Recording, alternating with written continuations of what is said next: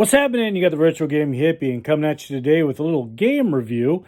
Recently, a gentleman that is local to me here picked up a whole bunch of Nintendo games and Super Nintendo games, but he didn't have a system to play them on. So he asked me if I would give him a test out and make sure everything worked. So I put out the old top loader Nintendo and fired him up, checked up those games, and everything worked good. And I looked at my meager stack of Nintendo collection and I thought to myself, Dragon Warrior is a game that I've come across all the time, have picked up here and there, but never really played it before. I always just kind of end up passing it along. I've actually owned Dragon Warrior 3 as well in the past, and if you look at one of my early videos I've done like many years ago, really rough, called Hippie on the Road, you'll see where I talk about picking that up and where I picked it up.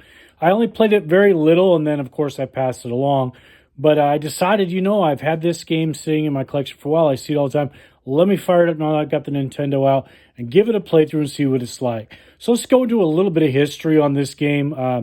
You might want to do some of your own research, but from what I can gather, this was called Dragon Quest in Japan, and then the Dragon Warrior 1, 2, 3, and 4 on Nintendo, maybe some other systems.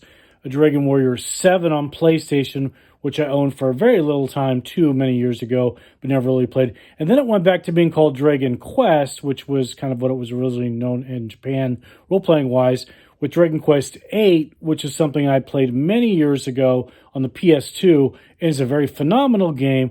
So I kind of wanted to see the roots of this. Dragon Quest 8, I even have it downloaded on my phone. It plays really well. That's a great game. I need to put that back in my collection and play that again one day. But today we're talking about Dragon Warrior, where it all started.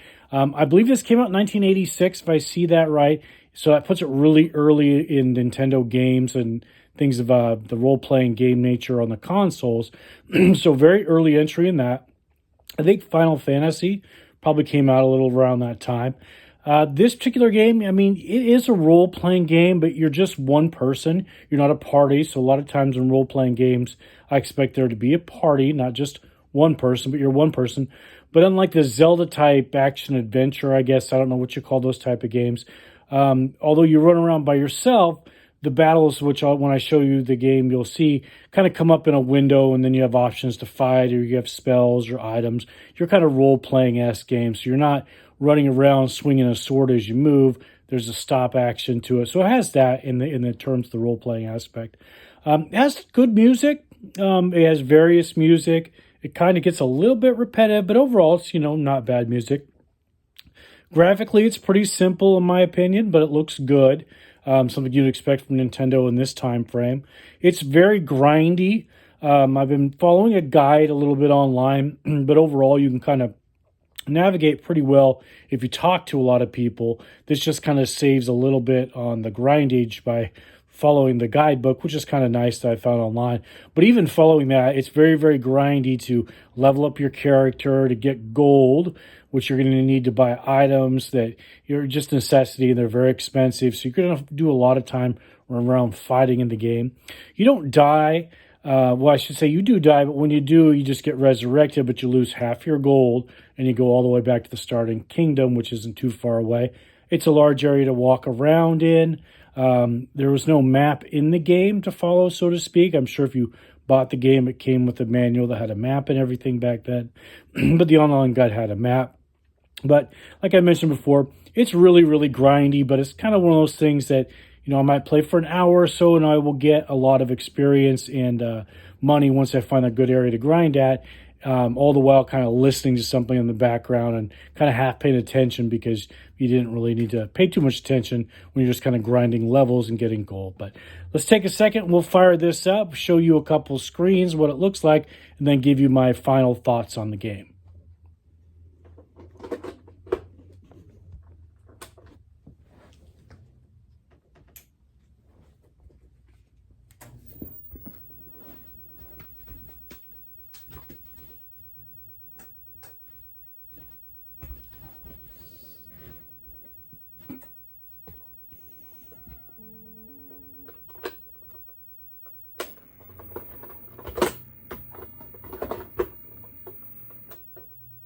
Shouldn't have to clean it off. I've been playing it all day today. Come on, my little Nintendo.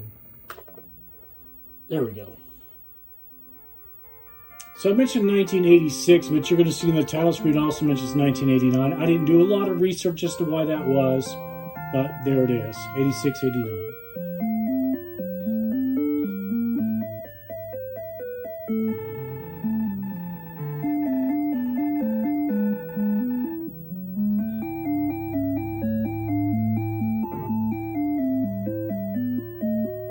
You don't just automatically go downstairs. As you can see, you can talk to people.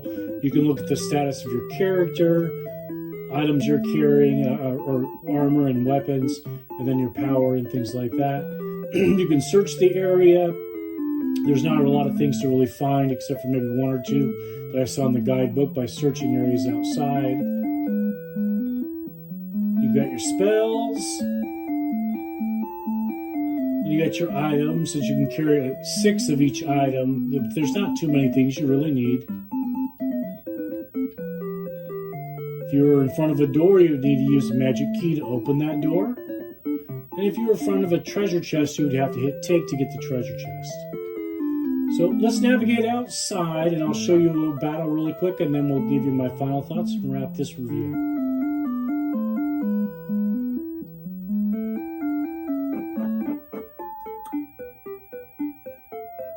Music changes. Sometimes they run away when you're really strong.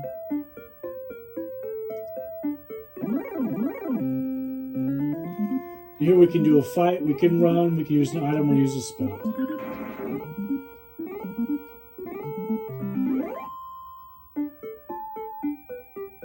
Pretty simple, just very, very grindy. Alright, we'll hit some lights and we'll wrap up this review.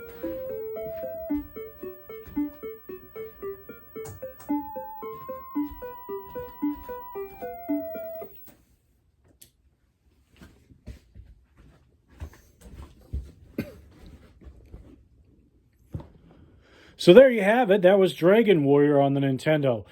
Overall, I would say, it's a good game. It's an okay game. It doesn't appear to be a very long game other than, depending on how much you really want to grind out for those levels, which you're going to need because things get really difficult as you go along and then you lose a lot of money and have to go back. But I think once you play through it, there's not going to be a lot of potential for replay or anything like that. It appears to be generally a $7 to $8 game nowadays, I think. It used to be the $3 to $5 range. I see them all the time, so I'm kind of surprised at $7 to $8, but that's what it looks like. And for $7 to $8, it's definitely a game I would recommend, but there are certainly better role-playing games out there from this time frame for you to check out, I feel like I mentioned before, Final Fantasy. So there you go. It's my review, the Retro Gaming Hippie of Dragon Warrior on Nintendo. Remember, I don't buy nostalgia because I am nostalgia. Y'all take care.